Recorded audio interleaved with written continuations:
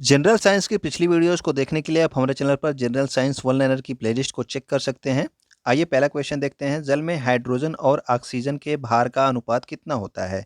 तो हाइड्रोजन आपका और ऑक्सीजन के भार का अनुपात पूछा जा रहा है। तो हाइड्रोजन में आपका H2O होता है, तो हाइड्रोजन का भार आपका 2 हो गया क्योंकि इसका जो है 1-1 होता है। और ऑक्सीजन का कितना होता है 16, तो 2:16 से कितना हो गया आपका 1:8। तो 1:8 होता है हाइड्रोजन और ऑक्सीजन के भार का अनुपात। हेपेटाइटिस बी शरीर के किस अंग को प्रभावित करता है? तो हेपेटाइटिस बी शरीर के यकृत को प्रभावित करता है और हेपेटाइटिस बी रोग जो है ये वायरस से होने वाला रोग है, ये भी आप याद रखेंगे। कौन सा अंग वसा को तोड़कर कोलेस्ट्रॉल बनाता है? तो जो आपका यकृत है ये आपके वसा को तोड़ करके कोलेस्ट्रॉल बनाता है। ओके। मनुष्य में यूरिया किस में बनता है?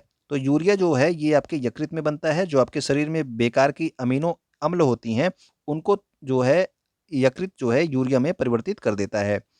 नेक्स्ट हमारा है, किस ग्रंथि में अंतःस्रावी और बहिःस्रावी दोनों तरह के कार्य होते हैं?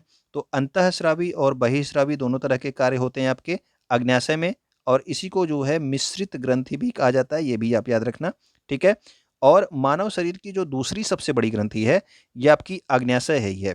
लेकिन अगर आपसे पहली जो है पूछ ली जाए कि पहली सबसे बड़ी ग्रंथि कौन है, तो वो आपका यकृत है, जिसके बारे में भी आपने ऊपर पढ़ा है।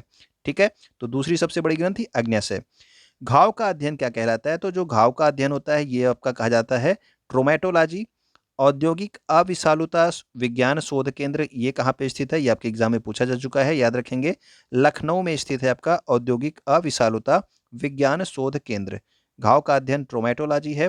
पास्कल की इकाई क्या होती है? तो पास्कल की इकाई जो है, पास्कल किसकी इकाई होती है, सॉरी, तो पास्कल पास्कल दाब की इकाई होती है, यानी कि प्रेशर की। और किस गैस की गंध जो है सड़े हुए अंडे जैसी होती है? तो ये आपका हाइड्रोजन सल्फाइड है, H2S। ठीक है ना।